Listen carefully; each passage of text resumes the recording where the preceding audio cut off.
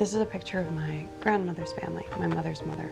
They were a family of 5 children, and she was the 4th. She was the 2nd youngest. Her name was Helen. And her mother was an orphan, basically, in the genocide. They took her parents, her father was blind, and then she and her 2 older sisters ran away to their uncle's house, who was much wealthier, so they kind of hid there for a while until the soldiers saw the 3 girls and took them away, because one of the soldiers wanted to convert her to Islam and decided that he would starve them, and they would starve themselves to show their faith in Allah. And the children did their best because they didn't really know what else to do but to abide by what the soldiers told them.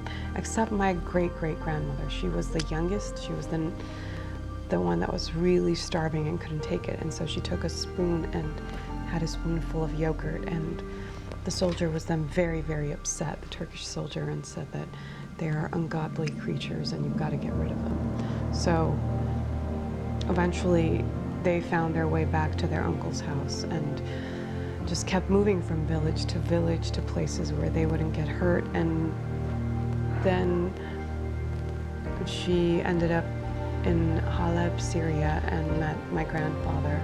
And they had this family, and this picture was taken there. So from there, then they moved to Armenia, and they never really had their home. They were constantly these people that just no place was their own. Even Armenia at the time wasn't their home. So unfortunately, they had to find a way to survive within whatever circumstances. And I believe everything that I've ever known as an Armenian woman comes from my grandmother and my mother, and the warmth and love that I've seen in this house. I've grown up in Los Angeles. I think I'm an LA girl. And but I'm an Armenian girl who grew up in Hollywood, and I've only smelled the most delicious food and learned to be strong and loving and kind. And I believe those are qualities that an Armenian woman has, and I think a good person tends to have.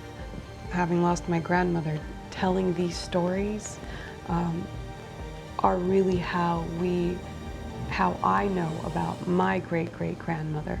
So I encourage everyone that is watching this to also tell their story. I'm Karbis Sarafyan, and I vow to keep the promise and never stay silent.